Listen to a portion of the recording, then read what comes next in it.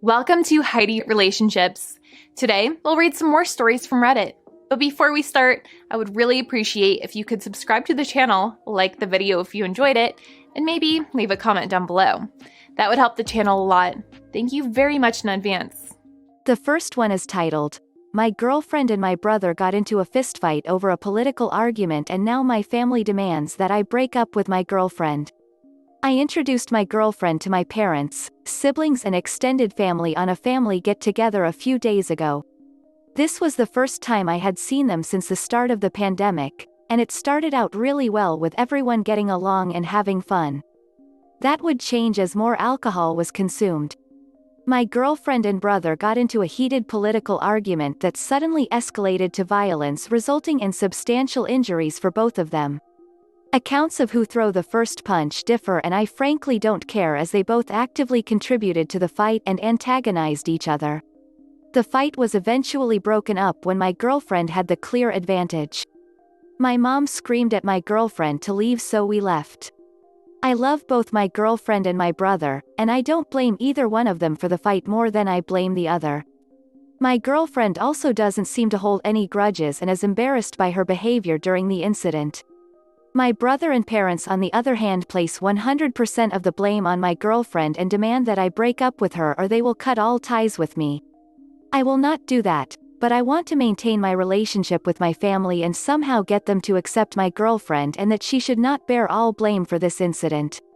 My brother is also demanding that my girlfriend pay for his alleged medical expenses and is threatening to report her to the police if she refuses. My experience of growing up in this town makes me think sexism in the local police department makes it unlikely that anything would come of that report, as they would almost certainly refuse to consider the possibility that a woman can assault a man. I have offered to pay off my brother, but my girlfriend refuses to let me do that and says that she will pay him if he can prove that the medical expenses are real. My girlfriend still has clearly visible injuries but did not visit the hospital. I suggested that she go to get her injuries documented, but she doesn't want to do that. I just wish everyone could forget about this and move forward, but writing this makes me think my family is acing unreasonably and perhaps I should just cut contact with them as they are threatening to do with me. Perhaps growing up with these people makes me blind to how ridiculous their behavior is. I don't know what I should do." A user in the comments said, "I think perhaps in this case who threw the first punch actually matters. For example, let's say your girlfriend said, 'This president is the greatest president ever,' then maybe your brother disagreed, 'No, he is actually an idiot.' If she flipped out and started wailing on your brother, well, you better think about your relationship with that girl. On the other hand, if your brother started throwing fists because she expressed her political opinion and your parents support this behavior, well then you better think if you want a relationship with that family." Another user said, "All of them were irresponsible. If it is normal to drink too much and get violent either for your girlfriend or for your family members, please know that that behavior is dysfunctional and unacceptable. Your parents and brother are nuts to think this is all your GF. But you seem to be underestimating how bad this is from your GF too. Even if remorseful, she got in an actual physical fight over politics. Good luck, op. This is hard." The next one is titled, "Update, my 24M girlfriend, 24F, and my brother, 26M, got into a fistfight over a political argument and now my family is demanding I break up with her. Thank you for all the advice and apologies for the vagueness of my original post. I showed it to my girlfriend, and she agreed that it was vague and thought I left out important details. I will let her provide those details at the end. You convinced me that it may actually matter who throw the first punch." Before making the original post, I had heard two mutually exclusive versions of events. One told by my girlfriend, and one told by my parents and my brother. It's honestly very hard for me to believe that any of them would lie about something like this. I have since reached out to everyone else who may have seen how it started and received two relevant replies. One from my aunt who confirmed my parents' and brother's version, and one from my youngest sister, 18F, who described a scenario similar to what my girlfriend had told me. Everyone who sided with my brother has obviously had the opportunity to talk with him and each other and intentionally or unintentionally influence each other's story. It's very unlikely that my girlfriend and sister has done that as they don't know each other, and my sister would have no reason to lie for my girlfriend. I don't think there is a reasonable explanation for them telling the same story other than that it's the truth. I'm therefore almost certain that my brother hit my girlfriend first. My parents have recanted the threat to cut ties with me for not breaking up with my girlfriend, but they are still saying that she is not welcome back to their home and will never be part of our family. I'm honestly done with them at this point. She has done everything and more, including being willing to pay for his medical expenses, and my brother refused to even hear her apology, much less make his own or take any responsibility at all. At this point, I'm 100% behind my girlfriend, just as my parents are 100% behind my brother. Many people commenting on the original post asked if my brother is racist or assumed that he is after I revealed what the argument was about. I'm honestly not sure how to answer that. My girlfriend's comment. This is what I think happened based on what I remember, assume, and was told afterwards. It's probably not entirely correct. We were all sitting around a big outdoor table. I was sitting between my boyfriend and his brother.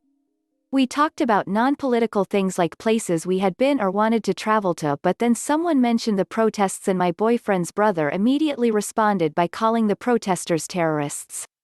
I asked what made them terrorists and if the cops were also terrorists by that definition. I don't remember how he responded, but the argument continued from there.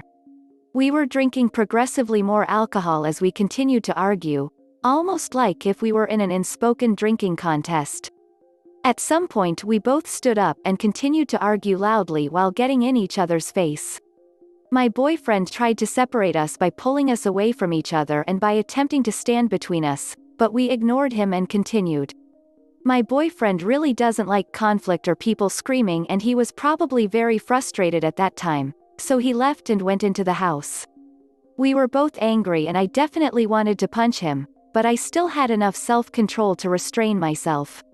I fully believe in freedom of speech, and I know that violence is never an acceptable response to someone expressing an opinion. Then he punched me with a closed fist in the face. I don't remember feeling afraid or like I was defending myself when I hit back. What I felt was a strange mix of hatred and excitement. We traded a few punches and then one of mine caused him to fall to the ground. I imminently kicked him in the chest and was then pulled away from him by his dad. That kick is what I regret the most. It was excessive, dangerous, and completely unnecessary. I kicked someone laying defenselessly on the ground and I didn't feel anything for him until several hours later. I'm terrified of the person I was then, but that person is still me. I did that, but I can't understand why. I was not afraid, and I remember doing it deliberately.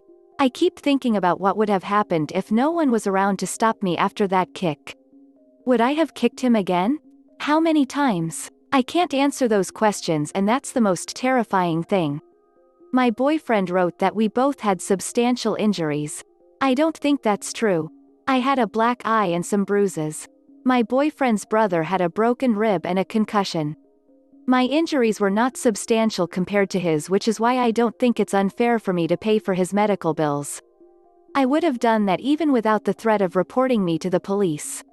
Some comments on the post indicated that my boyfriend's brother should either be more to blame or should feel ashamed of losing because of his gender. I disagree. Gender should not have anything to do with this. It's possible that he feels differently and is ashamed of losing to a woman, but I don't think he should feel that way even within that value system, as it was essentially random. He could just as well have knocked me to the ground with his first punch. I don't think strength or skills played any significant role. The next one is titled, In a Heated Argument, My 37F husband, 39M, slapped me a week ago, and our son, 13M, and daughter, 9F, saw me. I am both heartbroken and ashamed. It's as the title suggests, last year has been pretty hard on our family. First, my husband and son had a serious car accident in March, and our son needed physiotherapy until 2 months ago. Then in June, my husband lost his management job as his company decided to shut down the local branch. Thankfully, he found a new management job at a different company a few weeks ago, but it was a tiring year for everyone in the family. As I said, it was a very scary and stressful year for us, and our marriage suffered because of it. I never said a word about his lack of income and was supportive. But the accident was a constant source of guilt for my husband. He confided in me that he thought he feels like he would never feel free from guilt for nearly killing our son and feels scared, uncomfortable to drive while any of us are in the car with him. And another thing is that we had very healthy sex lives with matching libidos until the accident and the job loss, and I tried to be very supportive until I failed a week ago. If he hadn't slapped me for what I said, I would be asking how to beg for my husband's forgiveness. Our fight was that bad, and even though I was slapped, I still feel guilty and horrible about what I said to him. We were arguing about something completely insignificant, whispering in the kitchen as we didn't want to alarm our children. He wanted to back out of the argument and join the kids in the living room, and my frustration. I said something quite rude about his performance lately and he slapped me in view of our children. I was just shocked, and I think he was as well. He tried to approach me and apologize immediately, and I backed off as a reflect. My daughter didn't realize what happened, but I think my son saw me since he became teary-eyed. He stuttered an apology. I asked him, "Can you please give me space?" and he complied, and I asked our children to go to their rooms and sleep.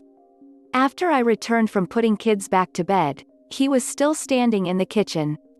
I was too ashamed of what I said and about being slapped as well. I couldn't say anything to him, and I think he felt the same way since he couldn't meet my eyes as well. We went to sleep like that while my husband slept on the couch. I don't think neither of us got any sleep. That morning before waking our children up, my husband asked to speak to me. He didn't enter into my personal space, and he said he was sorry, and he didn't expect any forgiveness. It was completely up to me to decide to forgive him or not. He decided that he would still come home every morning and after work but would use a hotel near us to sleep to give me space, and he hoped that we would still stay as a family. I still couldn't speak. This was the first time I have ever been physically struck, and I was still in shock. This has been going on for the last 5 days now. I feel ashamed to even stand in front of my son now, but I've to be his mother, so I keep that feeling inside. I feel like he saw me getting humiliated in such a way that would affect his respect and view of me. I also feel guilty as our son only saw his father's slap and not heard my rude and unworthy comment, and I am afraid how this will affect his relationship with his father as well.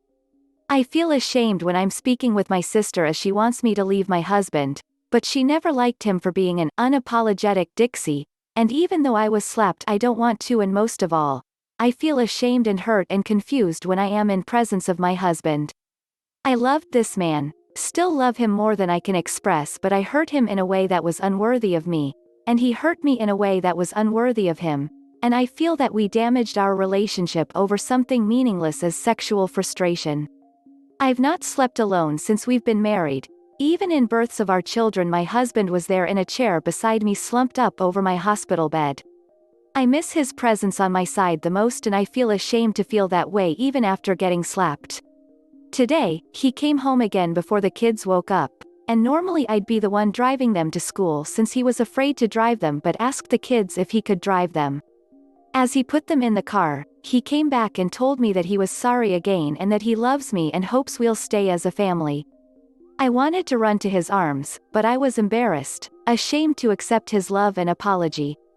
I called in sick today to think about us. There's this other thing, I never talked with anyone, even with my sister, but since the slap, I had erotic dreams about my husband being aggressive in bed twice. Both times I woke up feeling humiliated as crap. God, I thought using a throwaway account would make this easier, but even typing this made me feel wretched.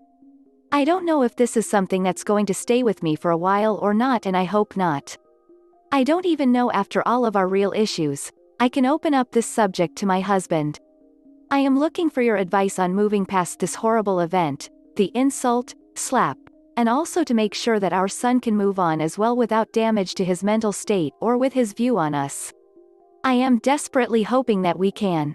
We have been together for the last 16 years, and until this accursed year, I have never even questioned my happiness. Update. My husband is about to return home with our son and daughter. I'm planning on asking him to stay with me and our kids tonight. If I can get the courage to do it, I'm also planning to hug him and kiss him in front of the kids and talking about our apologies as we prepare supper for us. I'll post an update tomorrow and ask for your advice again if something happens. Thank you for your time and advice. I am grateful to everyone who gave their time and effort into helping me and my family. Update 2. Yesterday, I and my husband had a talk in our front yard as we sent our children upstairs to get changed. We had a little private moment for us, but after we separated I told him that this will never happen again, and he readily agreed and apologized again, but I said I already knew that he regretted it and he didn't need to keep apologizing to me. I just needed him to be sure that this won't happen again. I also told him that he needed to see a therapist to talk through his guilt over the accident and job loss. He again readily accepted it. After we had a little private moment again, and during that, I told him that I knew my own mistakes. He tried to say that it was nothing, but I continued over him, and those mistakes would never repeat again. I told him that I was sorry that I was too much of a coward to apologize for my words when he had already apologized for his actions days ago. I told him that I'd like to have my own therapy sessions regarding this year. Then I told him that we needed to talk with our son as he saw he slapped me, that he apparently didn't know, and he was silent, so I continued on to tell him that we needed to talk with him about it and should discuss what we need to talk with him before and think about what he could ask us so we could present a united front for his doubts and concerns. I could see that his mood was worsening, and I told him that we both had a lot to feel guilty about as we both crossed lines that should not have been crossed, but I was glad he was back at home and at my side, and we prepared supper as a family afterward. As some of you had already said, they were already aware that their father was not at home at night for the last few days. As they were coming back, I asked my son if his sister knew of the incident, and he told me that he didn't tell her about it, but she was asking questions about their dad and if we were going to separate. I knew I failed as a mother in the last few days, focusing too much on myself and my husband, but I didn't realize it was to this degree. I apologized to him and told him things will be all right, and told him that I and his father would like to talk to him about the incident tomorrow night, tonight, and kissed him. He visibly relaxed after that. We had supper as a family and told the kids that we were sorry that our argument affected them, and things would return to normal again. Both I and my husband apologized to the children for the argument, and my husband apologized to me personally as well, and spent time with our children. It was a relief to have my husband at my bed again after so many days and stressful nights. Normally, we would be talking to my son right now, but he had a stomach bug today and I didn't want to bother him at his state. I am not actually sure if it's a stomach bug or a stomach bug of I don't want to deal with this right now. Even though, if he needs time to talk with us, I'd like to give it to him. I am supposed to be an adult, and it took me 2 days to even talk with my sister about the incident. I am going to give the decision to see a therapist to him until I talked with a therapist of my own. I don't want to force him into an experience he doesn't want. I would rather not have my child be sick, so hopefully, this is a stomach bug of I don't want to deal with this for a day or two, and not stomach bug of I don't want to deal with this forever. We are now in search of therapists who can provide Zoom, video call sessions. Thanks for your help again, and thank you for the time, advice, and concern you have shown for my family. I am hopeful that we'll get through these events. A user in the comments said, "Does this sound like an anomaly on both your parts? If so, don't rug sweep it. Dig in and work on your marriage. If both of you are willing to do some hard work and be honest, you have a chance. There is no justification for physical or verbal abuse. But we are human and can grow and learn." Another user said, "First of all, your husband should get therapy. For the guilt he feels about the car accident. But maybe also together with you. Then, you should sit down and seriously think about what you want and how out of character you see this situation, if you are afraid it happens again or not. Depending on if you want to stay with your husband, you should look for marriage counseling or something. Also, maybe you should talk to your son. If you really think he has seen it, you may should have a talk. Depends a bit on how old he is. Communication can prevent stuff. You may should ask someone how to do it. I'm sure there is a hotline or something that can help explaining stuff like that to your children, especially if you want to stay together, even if just as a family." Edit. To the staying part. Like someone else said, you should never accept violence, especially from someone who loves you or says so. If you want to stay together, there is a lot of work to do, and this should be clear to your husband as well as to you. This is something that shouldn't happen again, but if you give him a chance and he does it again, break up, take your kids. Be consequent for your own sake but at least for your children. This is the end of the video. I hope you enjoyed the relationship stories. Please don't forget to subscribe to the channel, like the video and write a comment. I really appreciate your support and it helps my channel so much. Thank you.